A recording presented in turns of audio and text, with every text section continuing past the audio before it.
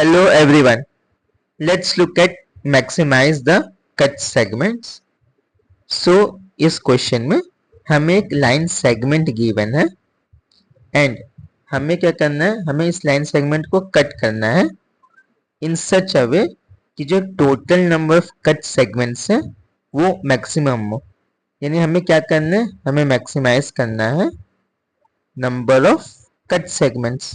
हमें कट करना है इन सच अ वे कि जो कट लेंथ हो ऑफ अ लाइन सेगमेंट वो या तो x हो या तो y हो या तो z हो।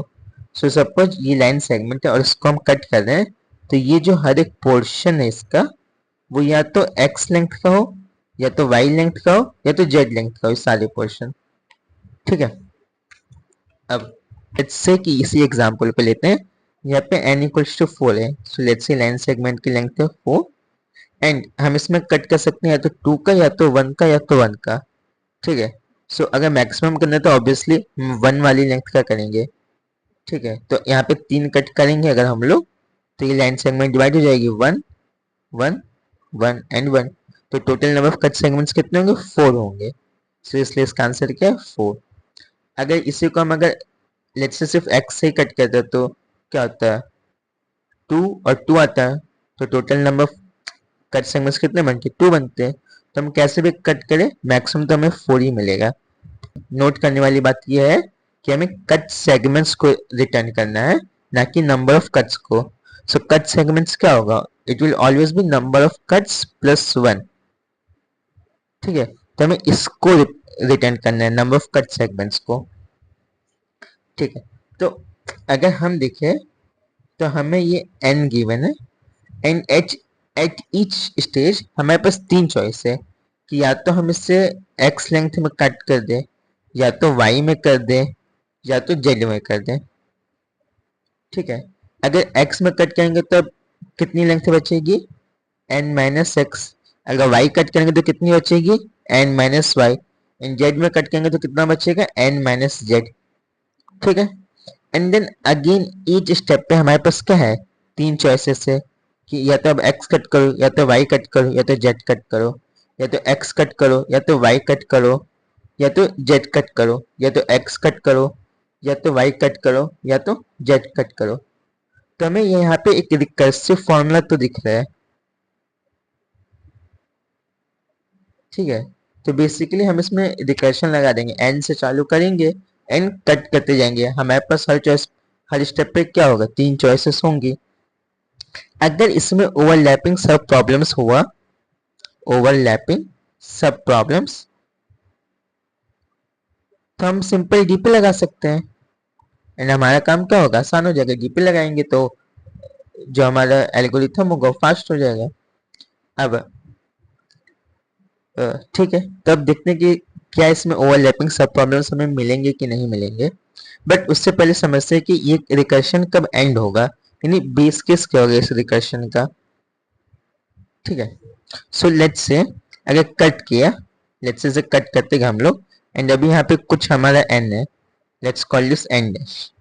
ठीक है, अब हमने इस पे x कट किया तो ये नेगेटिव हो गया।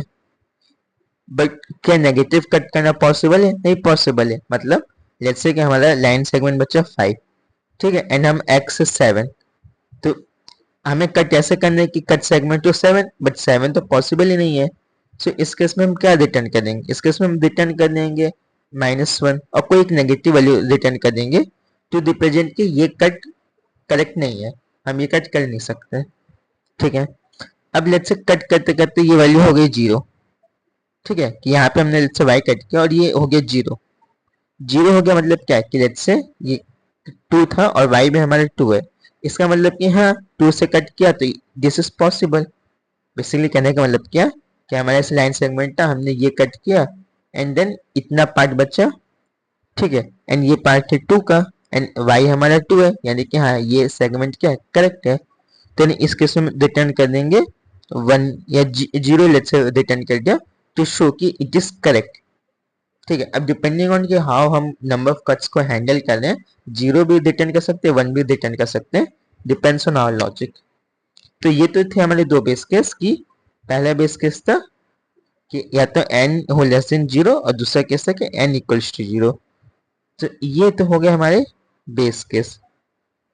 अब हमें देखने की क्या ओवरलैपिंग सब प्रॉब्लम्स है कि नहीं। रिकर्शन तो क्लियर है यहाँ पे। सो बेसिकली हमारे फंक्शन है n x y z, ठीक है। लेट्स लिख ही देते हैं इसको नीचे, लेट्स से यहाँ पे। तो ये फंक्शन है let's say n x y z, ठीक है। तो यहाँ पे पहले आ गया बेस केस। बेस केस क्या कि अगर n लेस देन 0 है तो रिटर्न कर दो इंट मीन, या कोई नेगेटिव वैल्यू रिटर्न कर दो, लार्ज नेगेटिव वैल्यू, ठीक है। और दूसरा क्या कि अगर n इक्वल्स टू 0 है तो रिटर्न कर दो 0, 0 टू रिप्रेजेंट कि हाँ इट्स करेक्ट, ठीक है। अब रिकर्सिव केस क्या होगा, तो 3 केस होगा। पहले हम क्या है कि x लिए, x लेंथ कट के तो n माइनस एक्स लेंथ बचा, and then X Y Z को कॉल कर दिया, ठीक है।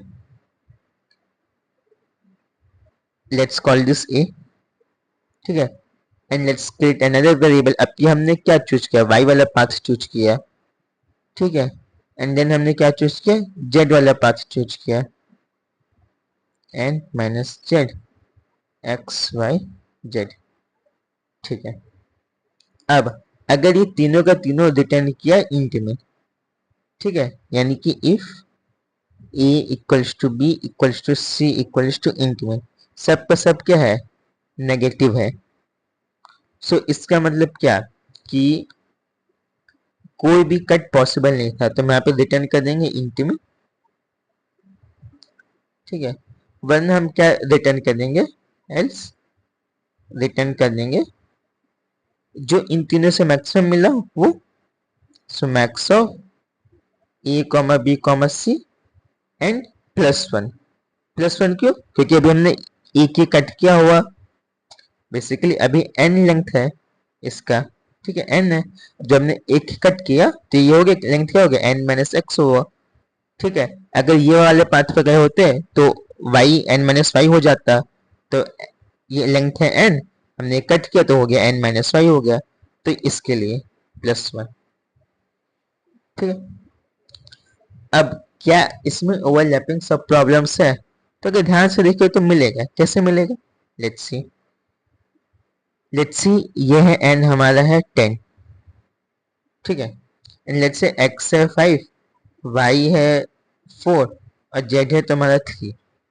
तो हमने पहले कट किया x, तो लेंथ कितनी बची होगी 5। अगर y करते तो लेंथ बचती 6 और z कट करते तो लेंथ बचती 7।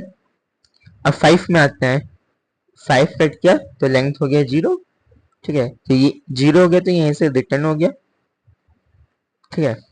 एंड अगर 4 कट करते तो 1 होता और z कट करते तो ये आता 5 माइनस 3 2।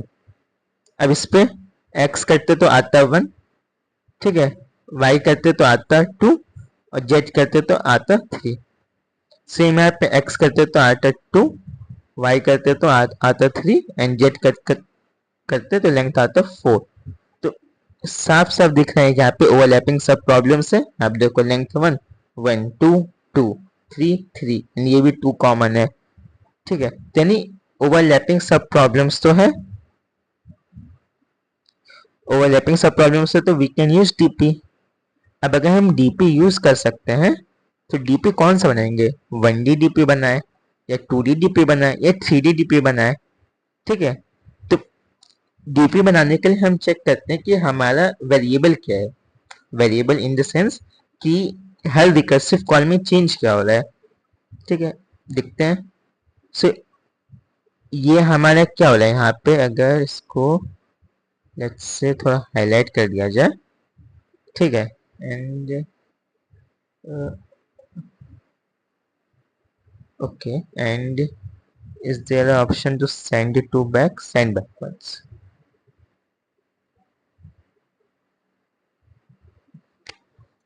okay चलो, let's just highlight this for now and ठीक है। अगर इसको देखा जाए तो यहाँ पे क्या चेंज हो रहा है हर रिकर्सिव कॉल में, ये वाला वेरिएबल सिर्फ, बाकी सब तो कांस्टेंट है हमारा। तो यानी हमारा डीपी क्या बनेगा, जो डीपी बनेगा वो क्या बनेगा, 1D डीपी बनेगा। और 1D डीपी किस पे बना देंगे, n पे बना देंगे, तो हमारा काम हो जाएगा। सो इसका कोड देख लेते हैं and then I think it will be clear. So हमने क्या बनाया, डीपी बनाया n+1 का, ठीक है, एंड इसको इनिशियलाइज कर दिया -1 से। एंड हम अगर कोई भी कट पॉसिबल नहीं होता तो ये जो फंक्शन होता है ये नेगेटिव वैल्यू देता, तो हम रिटर्न कर देते हैं। और अगर हमें बताना है कि अगर कोई भी सेगमेंट पॉसिबल नहीं है तो रिटर्न 0, तो इसलिए उसके उसमें हम रिटर्न कर देंगे 0 अगर ये नेगेटिव वैल्यू रिटर्न किया तो।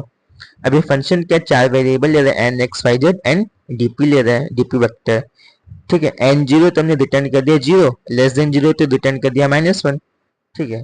अगर डीपी ऑफ एन -1 नहीं है, यानी हमने ये वाला जो पाथ है उसको कैलकुलेट कर लिया, तो उसको उसी को रिटर्न कर देंगे, ठीक है। फिर अब हम तीनों पॉसिबल पाथ पे गए, एक बार x गए, देन y गए, देन z गए, ठीक है, और इन तीनों का निकाल लिया मैक्सिमम, ठीक है। अगर ये -1 हुआ, इसका मतलब क्या कि ये जो पाथ है, अ, ये पाथ पे ट्रेवर्स करना, मतलब ये पाथ क्या होगा, वैलिड कट सेगमेंट्स नहीं देगा। तो अगर ये -1 है तो हमने -1 ही कर दिया, अदरवाइज हमने रिटर्न कर दिया जो इनका मैक्सिमम है +1। अब +1 क्यों, क्योंकि ये वाले कट्स को काउंट करने के लिए जो अभी हमने कट किया है। And just let's submit this and this is correct.